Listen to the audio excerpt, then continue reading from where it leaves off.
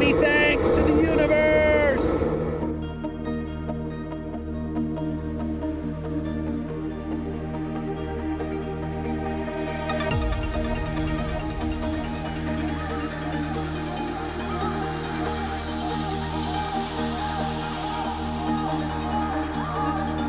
We're out here with 8 of our earliest GoPro employees to kind of celebrate what we've accomplished and catch up with you and Forbes on the GoPro story.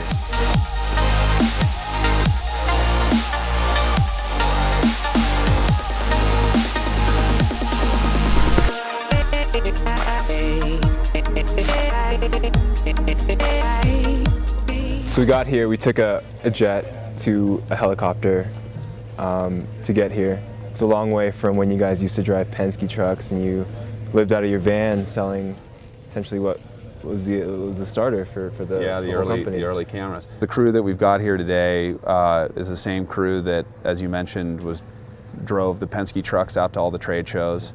You know, we drive from San Francisco to Salt Lake City, Utah, all through the night to then set up all through the next night, the trade show booth, trying to make this dream of GoPro real. And it's that passion that's made us so successful today. So it's really exciting to finally be at a place where the company is doing well enough where we all get to start to enjoy some of the fruits of that labor.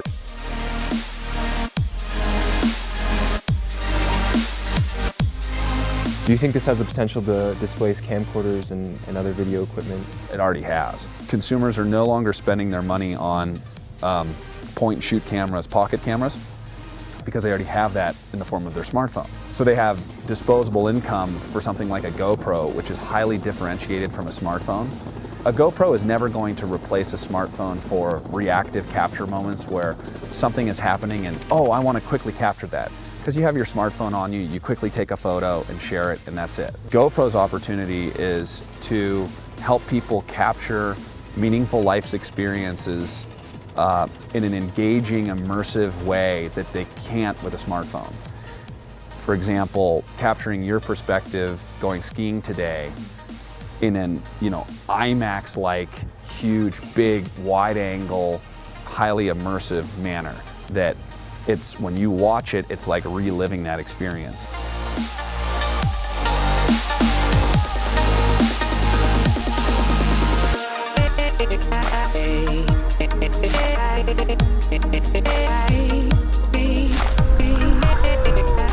People think that GoPro is like an overnight success, but it's a classic 10-year overnight success. So, started in 2002. Let's talk about that initiation of the dream. How did that start and how did that come about? I'd started a business before that I raised $4 million of other people's money, started a web marketing company, went boom and bust with the first .com boom and bust. I knew I wanted to make it as an entrepreneur and start another business, but I had no idea what I wanted to do. And so for inspiration, I went surfing and I planned a 5-month surf trip around Australia and Indonesia.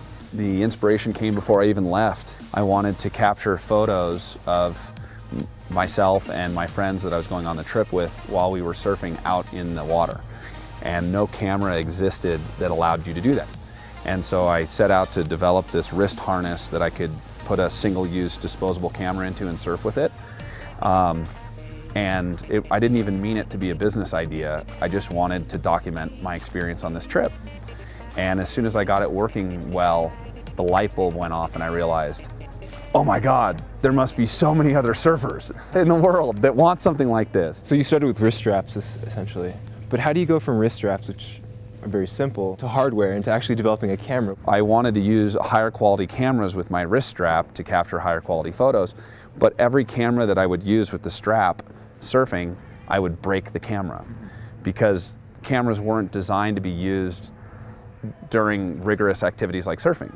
And what I ended up doing was I spent 2 years going to trade shows, the camera trade shows around the world, to look for a camera that was close to what I would want to design. After a year and a half, about a year, I found it and got the manufacturer to agree to make the modifications and begin building the cameras for me. I actually did the deal without ever meeting the actual company.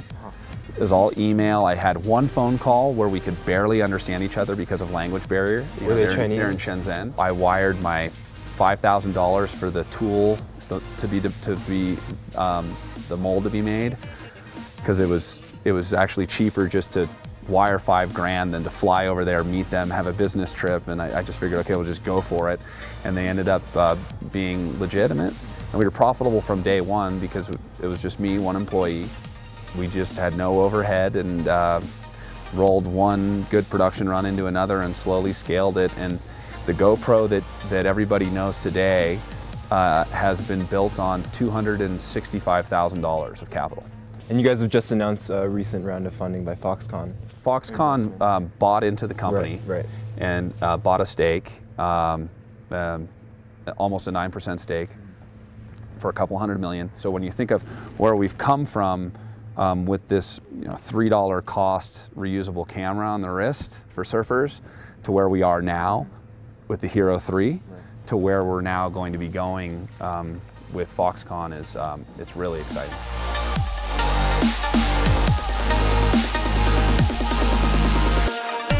So this is really becoming a everyday product.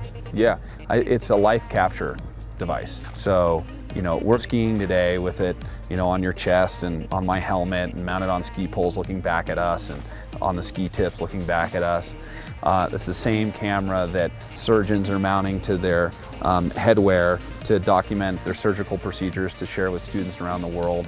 It's the same camera that Discovery Channel is using to shoot most of its TV shows, capturing perspectives that they otherwise wouldn't be able to. We know the military is using it extensively, both for combat documentation and also for training. This is still the same device that is sold, at Best Buy, ski shops and surf shops. There's a major shift in what consumers are looking for to help them document their lives, and they're looking to GoPro.